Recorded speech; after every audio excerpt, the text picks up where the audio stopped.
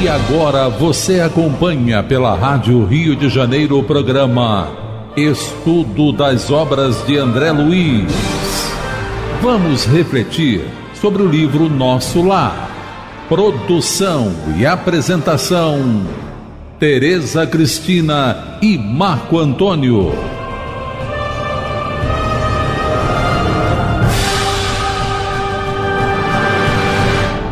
Amigos ouvintes da emissora da Fraternidade Rádio Rio de Janeiro, a emissora que toda a família pode e deve ouvir. Muito obrigado pela mais oportunidade que estamos tendo, agradecendo a Jesus de estarmos aqui mais uma vez para darmos continuidade ao estudo da vida no mundo espiritual através da obra Nosso Lar. Obra que foi ditada pelo Espírito André Luiz e que foi psicografada pelas mãos abençoadas de Francisco Cândido Xavier. Olá, caros ouvintes da Rádio Rio de Janeiro. Estamos começando mais um estudo do livro Nosso Lar. Estamos estudando o capítulo 40, Quem Semeia, Colherá. Muito interessante, né, esse título, não é? No programa passado, nós conversávamos sobre a conversa de Narcisa com André Luiz, né? Comentávamos, né? Porque, primeiro, ela pediu que ele não se fizesse logo conhecido pela Elisa, que ele não se desse a conhecer. E depois, ela diz para ele que o fato dela estar cega momentaneamente, que isso facilitaria ele poder beneficiá-la primeiro e depois se dar a conhecer. E a gente conversou mais sobre a questão da Narcisa dizer que, pelas forças que envolviam a Elisa, ela notou a triste característica das mães fracassadas e das mulheres de ninguém. E aí nós abrimos um pouco para nosso melhor entendimento, que forças seriam essas, né? A gente comentou que o perispírito nosso é marcado com todas as nossas ações e provavelmente a parte do aparelho reprodutor da Elisa estaria marcado de alguma maneira. E aí a gente comentou do livro Memórias do Suicida, quando Camilo Castelo Branco ele vai visitar o manicômio feminino, lá no Instituto Correcional Maria de Nazaré. E lá ele vê a coisa mais triste e desoladora que ele pôde ter visto lá no Instituto, quando ele viu mulheres suicidas e homicidas. Homicidas no sentido de que muitas abortaram, mataram, né? Não deixaram viver alguns espíritos. E a gente comentou que no caso, essas mulheres, como ele diz lá no livro, algumas renasceriam em famílias muito desorganizadas, mas elas não tinham o que se fazer no mundo espiritual, né? Não tinha muito o que se fazer no mundo espiritual. E outras até não conseguiriam reencarnar no planeta Terra. Elas teriam que fazer uma viagem, né, e reencarnar em outras habitações planetárias. Então, a gente conversou também sobre a questão do porquê isso, porque esse quadro é tão desolador. Porque a função da mulher na Terra, ela é maior do que a do homem, como a gente estudou e viu no Livro dos Espíritos, na pergunta 821. Então, como ela tem uma função maior, quando ela cai, quando ela não cumpre essa função, a queda é maior. Foi isso que a gente basicamente conversou no último programa. E hoje nós vamos começar a estudar a partir do parágrafo 16. 16, aproximamos, né? Isso. Então, eles vão se aproximar da Elisa. Aproximamo-nos.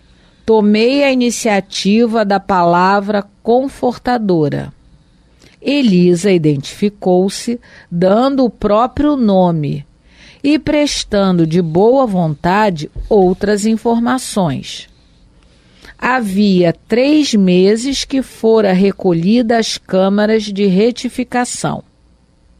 Interessado em castigar a mim mesmo, diante de Narcisa, para que a lição me penetrasse na alma com caracteres indeléveis, perguntei. Tem um detalhe aqui, Tereza, que ele fala, interessado em castigar a mim mesmo, diante de Narcisa.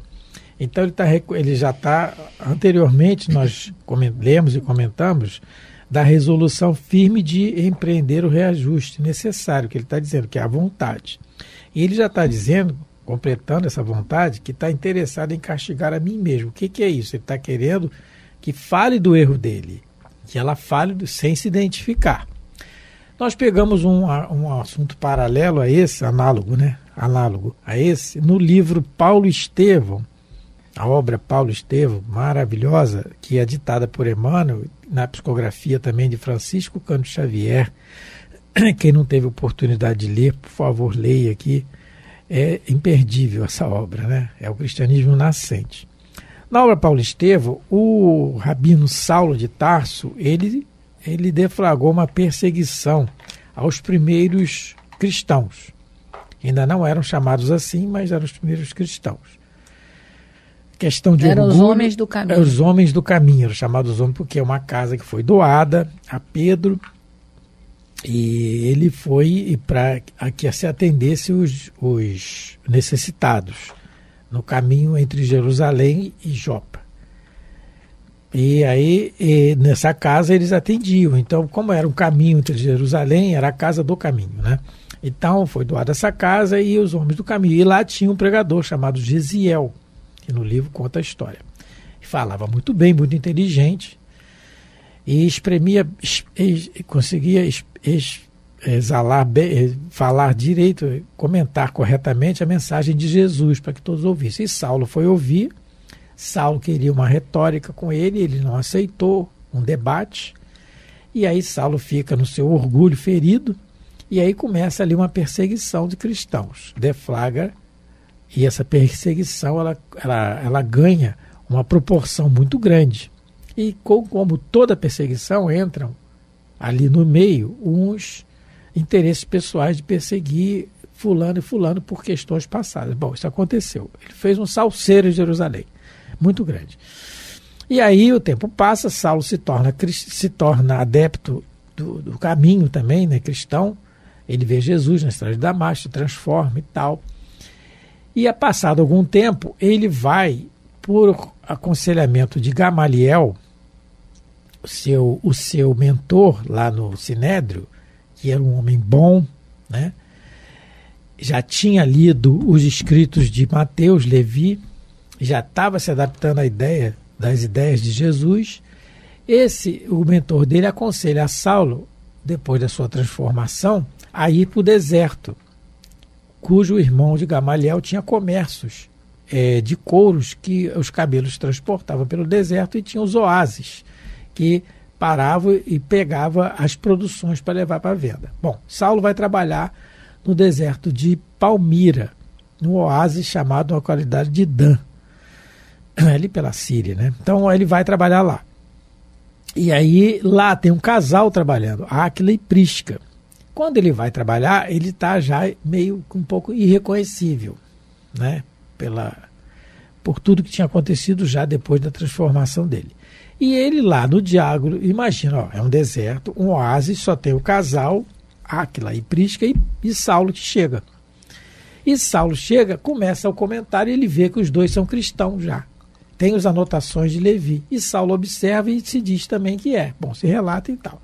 E na conversa, aí que tem o que tem a ver aqui com o que o André Luiz está falando, interessado em castigar a si mesmo. Aí são, na conversa, eles comentam sobre a perseguição que os cristãos estavam sofrendo, os adeptos do caminho, em Jerusalém. E aí eles perguntam, você conheceu o ex-rabino? Aí o Saulo responde, conheci, replicou vagamente, ele não se dá a conhecer. E o Áquila e Prisca foram vítimas dele, porque o pai dele, do Áquila, ele perdeu um comércio pela perseguição, que Saulo não mandou acabar com o comércio, mas é aquilo, né? Dentro da perseguição tem os interesses pessoais. E aí ele fala, ele fala assim, como está aqui no livro. Conheci-o, replicou vagamente. Aí ele diz, prosseguir Áquila, é bem possível que pela tua passagem em Damasco não tivesse conhecimento perfeito dos martírios que o famoso doutor da lei nos impôs muitas vezes arbitrariamente. E aí Paulo fica querendo ouvir mais, e ele relata tudo que Paulo fez. E Paulo gosta de ouvir aquilo porque ele está reconhecendo que ele errou. Então, a gente está fazendo um paralelo aqui. Muitas vezes a pessoa diz para nós, ou diz de nós, de um acontecimento, sem saber que fomos nós que fizemos, e nós queremos arrumar desculpa para aquilo. Não é bem assim, mas é assim, mas, poxa, também o que eu podia fazer na hora e tal. Não reconhece o erro. Isso é orgulho, né? É um dos itens do orgulho, que é o que o André Luiz está combatendo aqui, é o que ele está falando. Interessado em castigar a mim mesmo, porque reconhecendo o erro dele. Então, esse paralelo que a gente está fazendo, depois tem um desdobramento mais que a gente vai ver mais adiante no capítulo, é exatamente o que Saulo fez. Ele pediu para que a Aquilipista falasse dos erros do rabino Saulo, sem ele saber que era ele, para que ele escutasse tudo aquilo que aconteceu mediante a ordem que ele deu de perseguir. Os desdobramentos que isso deu, porque ele é culpado também. E depois ele diz que ele é culpado. Sim. Né? Então é isso. E o André Luiz, sem saber, né, que isso que ele está fazendo, porque ele quer falar da culpa dele para Narcisa, né? Falar que ele errou. Porque a gente vai ver, ou já viu, que com o Silveira ele repartiu a culpa com o pai. Mas com a Elisa a culpa era dele. Então ele, sem saber, ele age de acordo com uma orientação que Jesus deu, né, a todos os discípulos. E, consequentemente, chegou até nós através do Evangelho. E a orientação que Jesus deu está em Tiago, capítulo 5, versículo 16. E fala assim: portanto, que vos confesseis os vossos pecados uns aos outros, e orai uns pelos outros, para serdes curado. Então, essa atitude do André Luiz, ele sem saber, ele está seguindo uma orientação que Jesus nos deu, para que a gente falasse dos nossos erros uns para com os outros, né? E isso a Casa Espírita e algumas outras casas religiosas já fazem no trabalho do atendimento fraterno. Porque muitas das vezes as pessoas que procuram atendimento, elas estão com a consciência às vezes muito culpada. E é uma maneira, né, em colocando para fora, é uma maneira de alívio. Então, com certeza, o André Luiz, não é? Ele quer realmente falar para Narcisa da sua culpa. E isso faz com que ele se alivie. E nós, em outras encarnações, invertemos essa orientação de Jesus, e como diz o Emmanuel, nós criamos a confissão auricular, que era aquela confissão só para uma pessoa, porque aí aquela pessoa, sabendo de todas as culpas, de todos os erros da população, muitas das vezes poderíamos, porque nós estávamos lá fazendo isso, poderíamos manipular mais facilmente a vida das pessoas. Mas a orientação de Jesus não era para se confessar para uma pessoa só. É só ir lá em Tiago, capítulo 5, versículo 16, né? Portanto, confessei vossos pecados uns aos outros, não é? E orai uns pelos outros, para serdes curados, ou perdoados, ou curados, aliviados. Então, ele, sem saber, o André Luiz, ele tomou essa postura, porque ele estava querendo, né? Ele diz que ele queria castigar, mas o que ele estava querendo realmente era ficar mais aliviado, porque em falando com alguém, né, o peso da culpa diminui, porque você está repartindo com o outro vai poder te dar, né, alguma orientação. Então, quando ele diz aqui que quando ele estava com vontade de mostrar a culpa dele para Narcisa, ele estava correto, ele estava seguindo uma orientação de Jesus, que a gente se confessasse uns aos outros, não é? Vamos continuar? E é um desabafo, né? É. A catarse. Agora, parágrafo 17. E aí ele começa a conversar. Ele se aproximou da Elisa e vai começar a conversa. E a sua história, Elisa? Deve ter sofrido muito. Sentindo a inflexão afetuosa da pergunta, sorriu muito resignada e desabafou. Para que lembrar coisas tão tristes? As experiências dolorosas ensinam sempre, objetei. A infeliz, que apresentava profunda modificação moral, meditou alguns momentos, como quem concatenava ideias e falou. E agora ela vai começar a contar a história dela, que o André Luiz, uma parte ele sabe, porque ele, né, vivenciou uma parte da história dela. Lembrando que ele está interessado na história porque ele é o algoz. Ele quer aliviar. Ele quer aliviar. Então, isso não é um ensinamento para a gente saber a história dos outros, né? Não é assim também que funciona. A pessoa, às vezes, nos procura, ou nós podemos procurar alguém também, aí é interesse em desabafar, é aquilo que a gente falou, uma catarse. Olha, você sente confiança na pessoa da qual você vai falar, a pessoa. Então, né, toda casa religiosa sempre tem uma pessoa assim, que alguém sente confiança nela de desabafar, sabe que aquilo não vai sair dali, aquele comentário, e ela tem o evangelho na mão para poder falar, tal.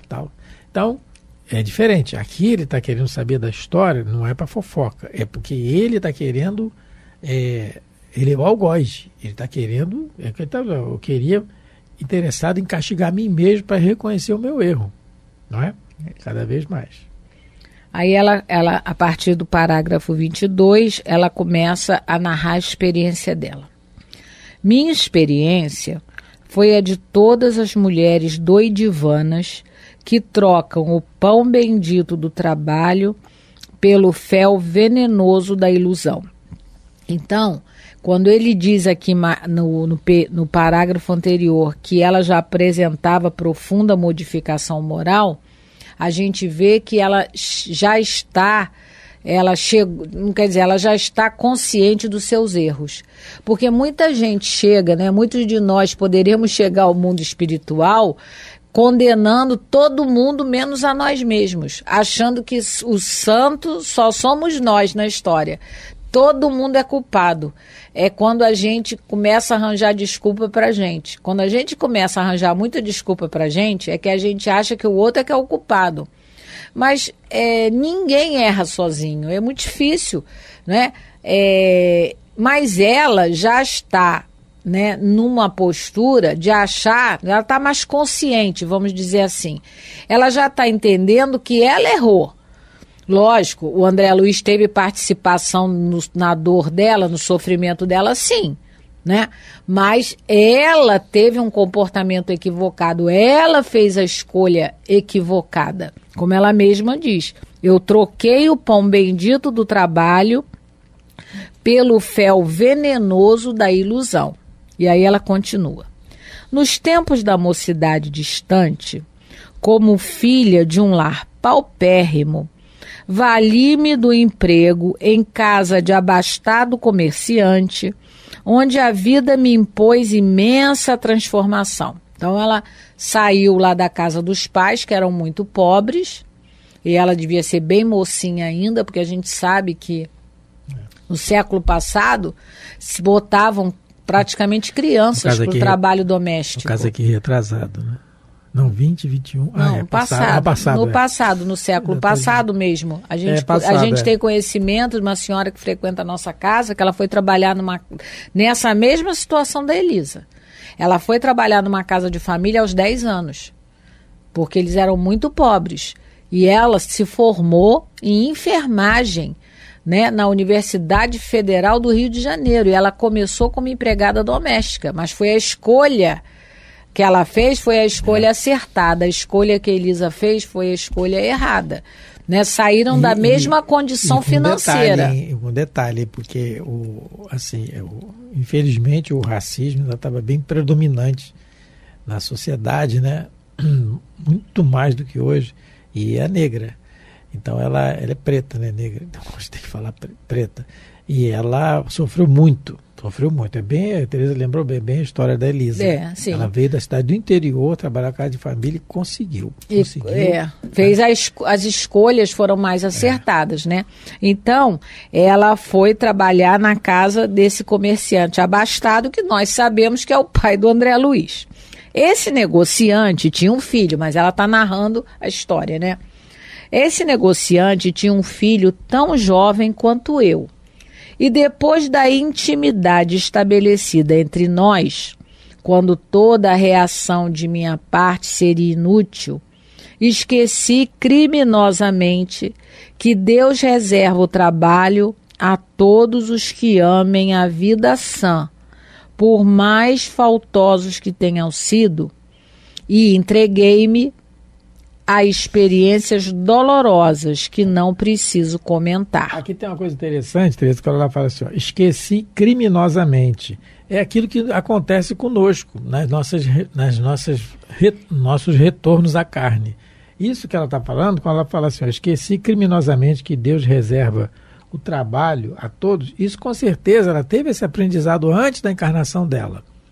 Teve esse aprendizado, o que ia passar, por isso os detalhes a gente não sabe, mas de um modo geral a gente sabe. Então, ela, quando encarna, aí tem o véu do esquecimento. Só que a vontade não foi tão grande no plano espiritual para que, quando encarnada, ela pudesse vencer. E é um ensinamento para nós, esse ensinamento é constante, a gente tem que pensar nisso o tempo todo. Quando a gente se desencarnar para preparar para a próxima, a gente tem que se preparar realmente, a vontade tem que ter, e essa vontade tem que começar agora. Não é esperar desencarnar para isso, mas o trabalho contínuo dessa vontade. Porque senão a gente esquece, como ela está dizendo aqui, esquece e criminosamente que Deus reserva o trabalho a todos, não é? Aqueles que amem a vida sã, né? Tem que ser o nosso desejo, né? E entreguei-me a experiências dolorosas que não preciso comentar.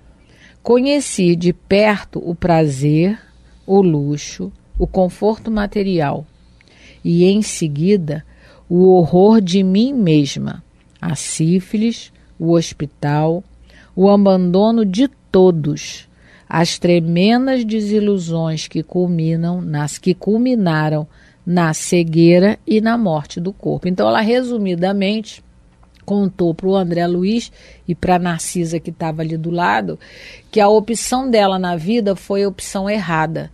E por isso ela já está melhor, porque ela já está reconhecendo o próprio erro. Porque quando a gente não reconhece o erro, como é que a gente vai melhorar se a gente acha que não errou?